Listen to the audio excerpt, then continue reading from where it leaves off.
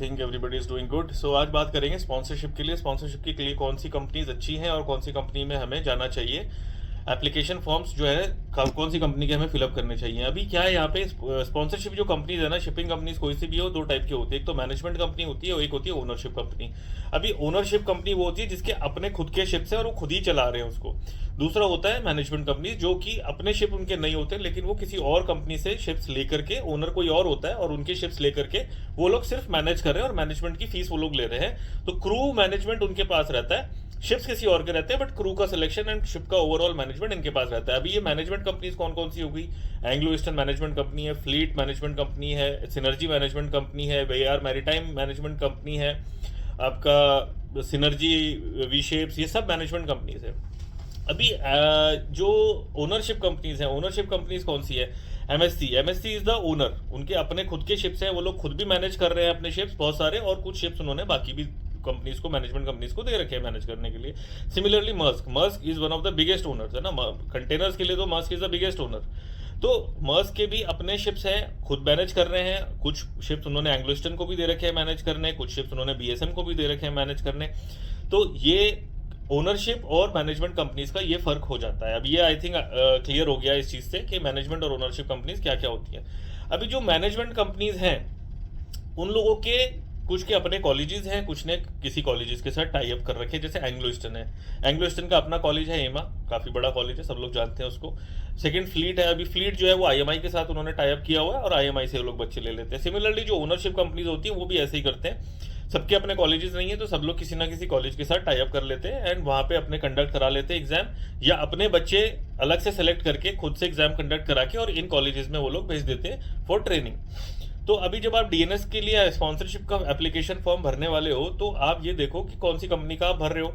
अगर आप Anglo eastern का भर रहे हो तो वो सीधा सीधा आपको एमा में भेज देंगे। अगर आप फॉर एग्जांपल मर्स्क का या एमएससी का या फ्लीट का या सिनर्जी का या वी शिप्स का या बीएसएम का या किसी भी और कंपनी का भर रहे हो तो वो लोग अपने से एग्जाम आपके कंडक्ट कराएंगे, या फिर किसी और कॉलेज को बोल देंगे कि भाई आप अपने जो एग्जाम्स कंडक्ट करा रहे हैं उसमें you set a criteria for us also कि इतने परसेंटेज वाले बच्चे को इंटरव्यूज हम लोग लेंगे and then basis on their interviews we will select the candidates.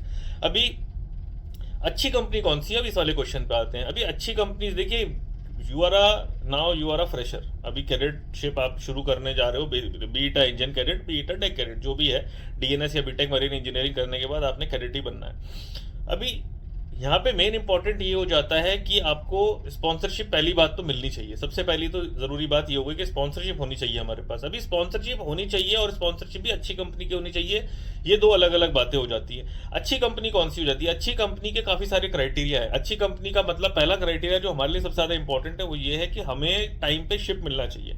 अभी आपने डीएनएस या बीएमई जो भी करना है वो कर लिया आपने फॉर एग्जाम्पल, और डीएनएस करने के बाद, अपना कोर्स करने के बाद आप आ गए, now you are waiting for a ship to join. अब अगर कोई कंपनी आपको टाइम पे शिप दे रही है, that is best for us. तो ट्रेनिंग पीरियड हमारा जितना जल्दी खत्म हो जाए उतना बढ़िया। अभी वो ट्रेनिंग पीरियड के लिए अगर कोई कंपनी हमको वेट करा रही है 5 महीने, 6 महीने, 1 साल, 8 महीने, 10 महीने, दैट इज नॉनसेंस। तो उसमें हमारा ट्रेनिंग पीरियड जो है इलोंगेट होता चला जाता है and it takes time to become officer simultaneously. तो अच्छी कंपनी का क्राइटेरिया आप लोग यही मान के चलो, यही सर्च करो बीइंग अ फ्रेशर कि कौन सी कंपनी आपको कम टाइम में ट्रेनिंग आपकी पूरी करा देगी।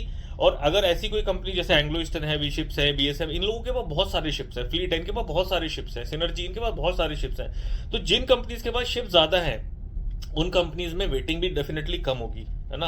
अभी जिस कंपनी के पास 50 शिप्स है, फॉर सपोज करो कि जिसके पास 50 शिप्स है, उनके पास वेटिंग डेफिनेटली ज्यादा होगी। अभी जिसके पास 500 शिप्स है तो वो तो आपको फटाफट शिप ज्वाइन करा देगा, उसके पास वैकेंसीज भी ज्यादा रहेंगी।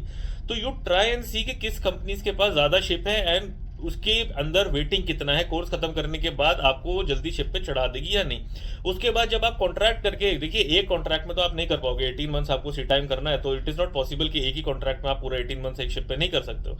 तो अभी उसके लिए you have to go for 5 months या 6 मंथ्स या 4 मंथ्स व्हाटसोएवर, अलग अलग कंपनी अलग अलग ड्यूरेशन का कॉन्ट्रैक्ट देती हैं। वो करने के बाद आप जब घर पे आते हो तो अगेन जब आपको शिप ज्वाइन करना होता है तो भी वेटिंग होती है। तो यू हैव टू सी कि किस कंपनी के पास कितने शिप्स हैं एंड बेस्ड अपॉन दैट मेरे को कितना वेटिंग पीरियड मिलेगा एंड